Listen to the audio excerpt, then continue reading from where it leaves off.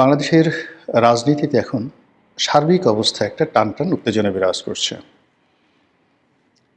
আমি ২৪ তারিখ রাত্রিবেলা এই ভিডিও করছি। রাত পোহালেই ২৫ তারিখ। আর এই ২৫ তারিখে বাংলাদেশের সবচেয়ে বড় রাজনৈতিক দলের যিনি প্রধান এই মুহূর্তে জনাব তারেক রহমান, তিনি বাংলাদেশে আসবেন। তাকে বরণ করে নেওয়ার জন্য বিএনপির পক্ষ থেকে সাজ রব।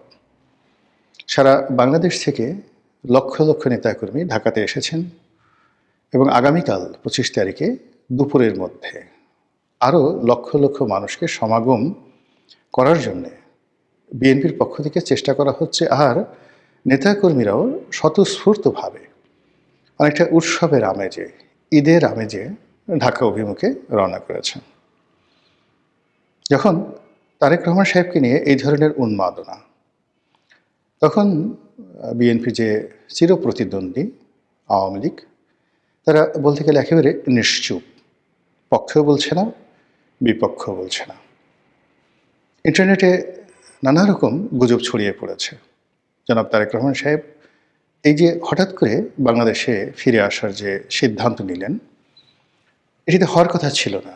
তো তিনি এই যে হঠাৎ করে সিদ্ধান্ত নিলেন কেন, কার সঙ্গে সমঝোতা হলো, কিংবা তিনি যে ইতিপূর্বে বলেছিলেন যে তার বাংলাদেশে ফিরে আসাটা বহু পক্ষের সিদ্ধান্তের উপর নির্ভর করছে, তিনি স্বাধীন নন, তার একার পক্ষে এই সিদ্ধান্ত নেওয়াটা সম্ভব নয়। তো এই কথা বলার অল্প কিছুদিন পরে all on a sudden ১৮০ degree অ্যাঙ্গেলে ঘুরে গিয়ে তিনি এমন কি হলো যে আবার রাতারাতি ঝড়ের গতিতে বাংলাদেশে আসার ঘোষণা দিলেন। তো এটা নিয়ে আওয়ামী লীগ কোনো কথাই বলছে না। অন্যান্য যারা ইসলামপন্থী দল, জামাত এবং শিবিরের যারা লোকজন রয়েছেন, তারা রীতিমতো মুখে কুলু পেটেছেন, ঘটনার আকস্মিকতায় হতবিহ্বল হয়ে পড়েছেন।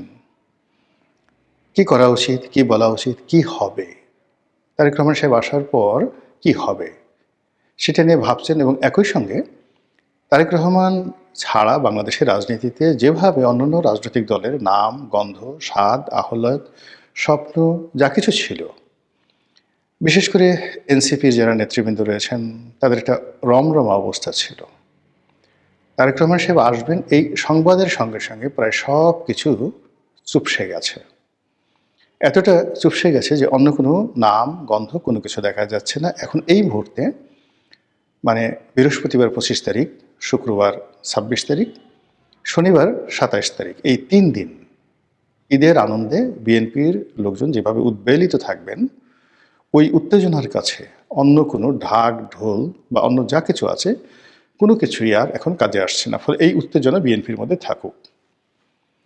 এদিকে আমাদের যে বাংলাদেশে দীপু দাস নামক একজন হিন্দু ভদ্রলোককে জীবন্ত পুড়িয়ে মারা হয়েছে, অথবা জীবন্ত তাকে মেরে এরপরে পুড়িয়ে ফেলা হয়েছে খুবই নির্মমভাবে।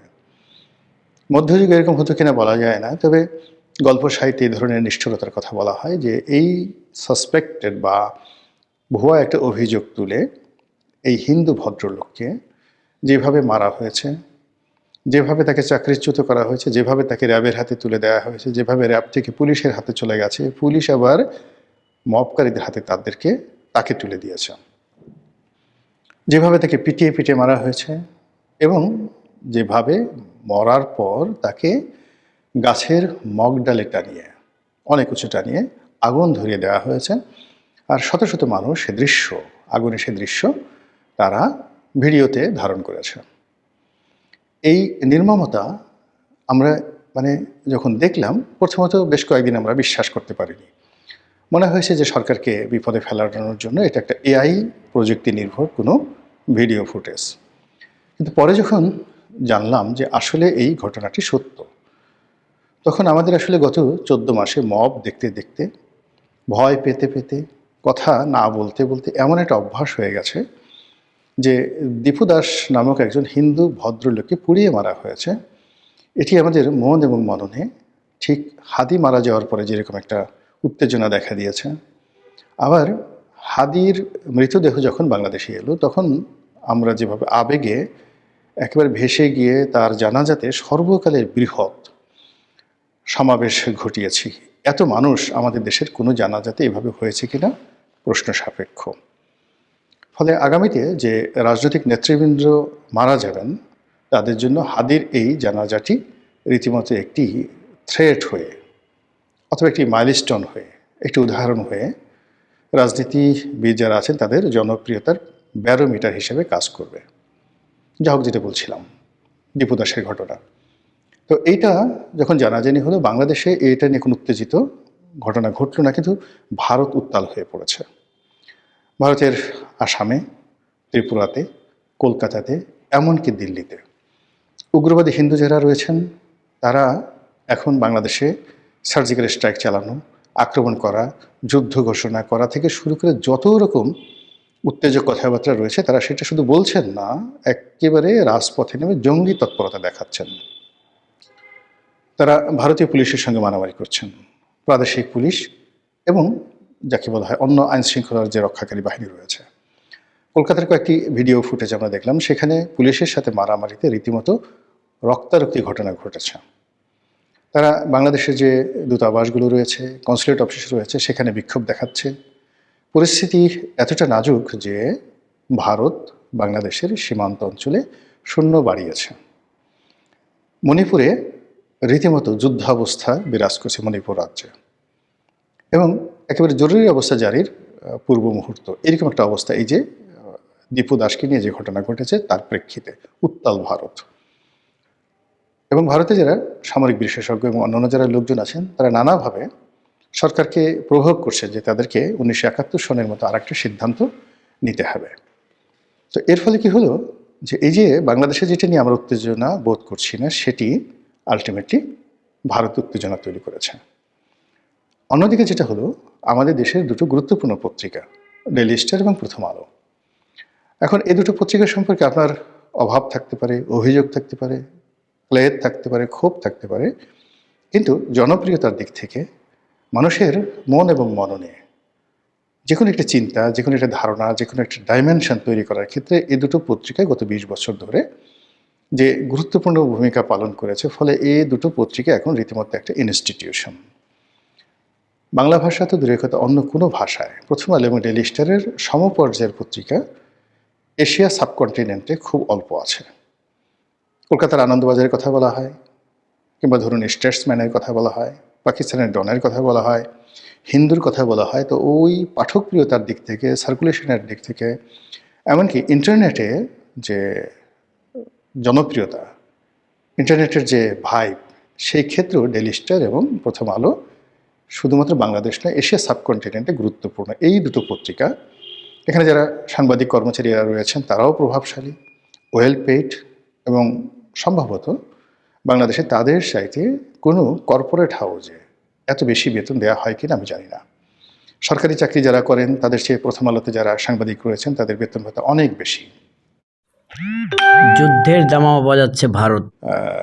আইকনিক প্রতিষ্ঠান রয়েছে, তার চেয়েও প্রথম আলোর বেতন বেশি। একটা সময় এই সুযোগটি ছিল ইত্তেফাকের এবং ইনকলাব, তারা যথেষ্ট বেতন দিত একটা সময়। তো সেই প্রথম আলোতে আক্রমণ করা হয়েছে, ভাঙচুর করা হয়েছে, আগুন দিয়ে পুড়িয়ে প্রথম আলো এবং ডেইলি স্টার রীতিমতো সেখানে যে তাণ্ডব চলিয়েছে, এখন বিশ্ব মিডিয়াতে চারিদিকে শুধু সি রব পড়ে গেছে। আর তারই প্রেক্ষিতে সরকার যেটি কখনো সাহস করেনি, মবকারীদেরকে ধরার জন্য কখনো সাহস করেনি, এই প্রথম আলো এবং ডেইলি স্টারের ঘটনার পর তারা এই মবকারীদের বিরুদ্ধে একেবারে কঠোর অবস্থানে গিয়েছে এবং অনেককে গ্রেপ্তার করা হয়েছে এবং অনেকের মধ্যে গ্রেপ্তারের আতঙ্ক ছড়িয়ে দিয়েছে। ফলে বাংলাদেশে এই যে যারা মব করতেন বা এতদিন সরকারের সঙ্গে ঘনিষ্ঠ থেকে যারা এই মববাজিকে একটা বিজনেস হিসেবে বা ব্যবসা হিসেবে যারা নিয়েছেন এবং রীতিমতো পেশাদারিত্বের সঙ্গে মব করার ব্যাপারে তারা এখন বিশ্ব মোড়লে পরিণত হয়েছেন। পৃথিবীর অনেক দেশের লোকজন যদি মব করতে চায় তাহলে বাংলাদেশে গত 14 মাসে যে অসংখ্য মবের ঘটনা ঘটেছে, নিখুঁত, প্ল্যান ওয়াইজ, কমার্শিয়ালি ভায়াবল, এই ব্যাপারে যদি কেউ শিখতে চায় বা পিএইচডি ডিগ্রি নিতে চায়, এমনকি যদি মব নিয়ে আগামীতে নোবেল কমিটি কোনো নোবেল পুরস্কার দিতে চায়, তাহলে তাদেরকে অবশ্যই বাংলাদেশে আসতে হবে। এনিওয়ে, যেটা বলছিলাম যে এই যে বাংলাদেশের তারেক রহমান সাহেব থেকে শুরু করে দীপু দাস থেকে শুরু করে ডেইলি স্টার, প্রথম আলোর ঘটনা এবং নির্বাচনের তফসিল তারপর নির্বাচন, এরই মধ্যে রাজনীতির নানা মেরুকরণের মধ্যে সবচেয়ে আন্তর্জাতিক অঙ্গনে আমাদের জন্য ভয়াবহ যে বিষয়টি, সেটি হলো সীমান্তের ওপারে যুদ্ধের দামামা শুরু করেছে ভারতের জনগণ। এবং গত 14 মাসে আমরা নানা রকম উস্কানি দেখেছি ভারতের পক্ষ থেকে, ভারতীয় মিডিয়ার পক্ষ থেকে নানা রকম প্রোপাগান্ডা দেখেছি। কিন্তু এবার মনে হচ্ছে ঘটনা সেই রকম নয়। এবার মনে হচ্ছে যে ভারত সত্যিকার অর্থেই একটা টলটলায়মান অবস্থায় আছে। ভারতের কর্তা ব্যক্তিরা রেসপন্ড করেছে। রাজনীতির যে কর্তা ব্যক্তি, হর্তাকর্তা, পলিটিক্যাল লিডার্স যারা রয়েছেন, তারা সবাই এই বাংলাদেশের ব্যাপারে নরেন্দ্র মোদী সরকারকে খুব জরুরি ভিত্তিতে একটি সিদ্ধান্ত নেওয়ার ব্যাপারে যে চাপ দিচ্ছেন, সেই চাপের কবলে পড়ে আমাদের নির্বাচন, আমাদের রাজনীতি, আমাদের অর্থনীতি আসলে কতটা স্যান্ডউইচ হবে, কতটা আলু ভর্তা হবে, কিংবা আসলে কতটা ঘুরে দাঁড়াবে, সেটি দেখার বিষয়। মহান আল্লাহ আমাদের সবাইকে হেদায়েত দান করুন এবং হেফাজত করুন। আসসালামু আলাইকুম ওয়া রাহমাতুল্লাহি ওয়া বারাকাতুহু।